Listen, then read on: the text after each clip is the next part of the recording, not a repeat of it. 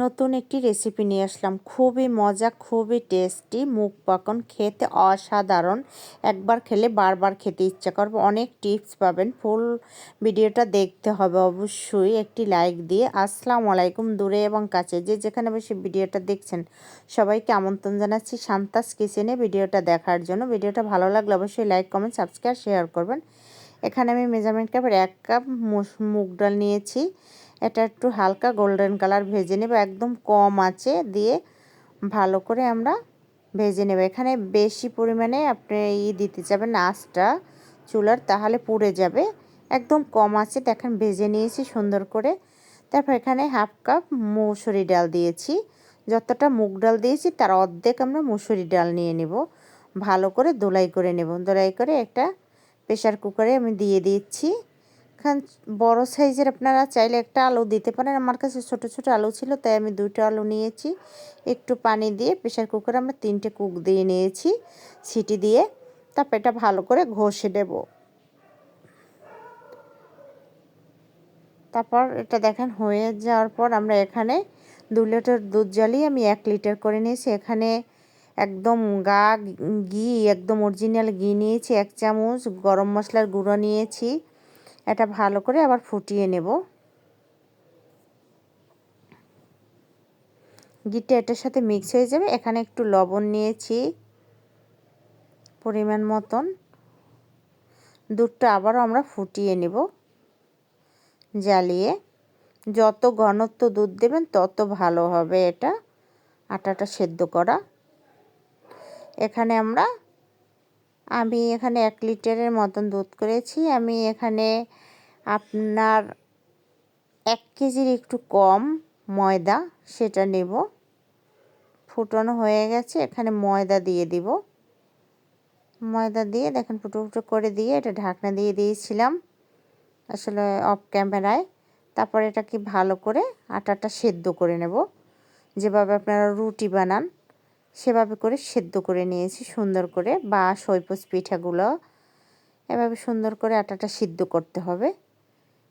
তারপর ঢাকনা দিয়ে রেখে দেব কিছুক্ষণ পরে আমরা একটা বলে ঢেলে নেব। তারপর এখানে দেখেন ডালটা মিক্স করা সেটা আছে, সেটা দিয়ে ভালো করে মেজে নিব। গরম গরম আপনারা মিশিয়ে নেবেন, তাহলে খুবই ভালো হয়। পিঠাটা খুব একদম পারফেক্টভাবে হবে। আপনারা ফুল টিপসটা আসলে খেয়াল রাখবেন। এখানে একটা ডিম ভেঙে দিয়েছি আমি। অনেকে বলে ডিমের গন্ধ আসে, কখনোই আমার কাছে আসে না, কারণ এটা একটু আমরা ভালো করে মেখে নেবেন। এখানে একটু ঘি দিয়েছি, গাওয়া ঘি। তারপর আমরা 20 মিনিটের মতন রেস্টে রেখে দেব। এ ফাঁকে চলুন আমরা শিরাটা করে নেব। এখানে মেজারমেন্ট কাপের 2 কাপ চিনি নিয়েছি, 2 কাপের একটু কম পানি নিয়েছি। এটা ঢাকনা দিয়ে আমরা জ্বালিয়ে নেব। এ ফাঁকে আপনাদের সাথে একটা কথা শেয়ার করি। আমার আসলে শ্বশুর অনেক দিন ধরে অসুস্থ। আমি আসলে আপনাদের সাথে ভিডিওটা শেয়ার করতে অনেক দিন আগের ভিডিও ছিল, আমি শেয়ার করতে পারছিলাম না, মেডিকেলে ছিলাম। অবশ্যই সবাই আমাকে ক্ষমার দৃষ্টিতে দেখবেন, ভুল ত্রুটি হলে। অবশ্যই আমার চ্যানেলটি সাবস্ক্রাইব করবেন। দেখেন এখানে আমরা জ্বালিয়ে নেব অনেকক্ষণ। আমি হাত দিয়ে দেখতেছি একদম আঁশের মতন ধরেন, জিলাপির যেরকম ঝোলটা করেন বা মিষ্টির চেয়ে একটু ঘন করতে হবে। এখানে একটু জিলাপির মতন ঘনত্ব আসতে হবে। এরপর যে একটু ঘি দিয়ে দিছি, ঘিটা দিলে চিনিটা জমাট হবে না। এখানে আবার ময়দাটা নিয়েছি, নিয়ে ভালো করে আবার একটু মেজে নেব। যত মেজে নেবেন তত ভালো হবে। আমি সুন্দর করে আবারও মেজে নিচ্ছি। আসলে এই পিঠাটা বানানো হয়েছে আপনার সর্বশ্রেষ্ঠ যত আপনারা মতি নেবেন ততই ভালো হবে। মেজে নেবেন। একটু তেল দিয়ে আমি হাত দিয়ে ঘুরিয়ে নিচ্ছি। আপনারা চাইলে যে ডিজাইনের করতে পারেন, সাজ দিয়েও করতে পারেন। এটা একটু মোটাও না একটু পাতলাও না, পরিমাণ মতন করতে হবে। এটা আসলে আপনাদের দেখে বুঝে নিতে হবে, এটা আসলে ওভাবে বোঝানো যাচ্ছে না।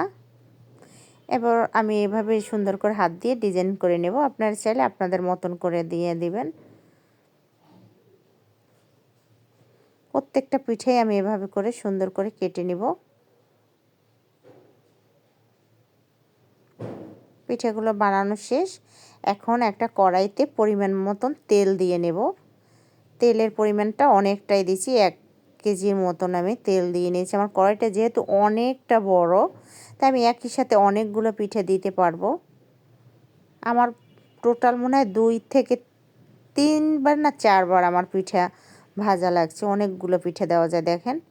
আর পিঠেগুলো একদম কম আঁচে দিয়ে আমরা ভেজে নেব। বেশি আঁচে ভাজলে উপর থেকে গোল্ডেন কালার হয়ে যাবে, কিন্তু ভিতরে কাঁচা থাকবে। এটা একদম কম আঁচে আমরা পিঠাগুলো সব ভেজে নেব। দেখেন পিঠাগুলো ফুলে একদম দেখেন একদম অনেকটা মোটা হয়ে গেছে। আমি পাতলা পাতলা পিঠাগুলো বানিয়েছিলাম, কিন্তু অনেকটা মোটা হয়ে গেছে দেখেন। এত ফুলছে পিঠাগুলো, একদম খেতেও অসাধারণ ছিল। আমি হালকা একটু গোল্ডেন কালার খুব কম আছে আমি ভেজে নিচ্ছি। এই পিঠাটা অসাধারণ, একবার খেলে বারবার খেতে ইচ্ছা করবে। আপনার বাসায় অবশ্যই ট্রাই করে দেখবেন। দেখেন পিঠাগুলো তুলে আমরা সেই শিরাটায় ভিজিয়ে নেব। দেখেন সেই শিরাটা আমি ভিজিয়ে নিচ্ছি। আমরা 5 মিনিট এভাবে ঢেকে রেখে দিয়ে আমি 5 মিনিট পর পিঠাগুলো তুলে নিচ্ছি। দেখেন একদম রসটা খেয়ে মোটা হয়ে গেছে। এটার ভিতরে জিলাপির মতন থাকবে। দেখেন পিঠাগুলো ভাজা শেষ, আপনাদের একটা ভেঙে দেখাচ্ছি যে ভিতরে কতটা রস, একদম জিলাপির মতন আমের মতন ভিতরে রস জমে গেছে এবং উপর থেকে মুচমুচে, খেতে অসাধারণ। পিঠাটা একবার খেলে বারবার খেতে ইচ্ছা করবে। সবাই ভালো থাকবেন, সুস্থ থাকবেন, নিরাপদে পথ চলবেন। আল্লাহ হাফেজ।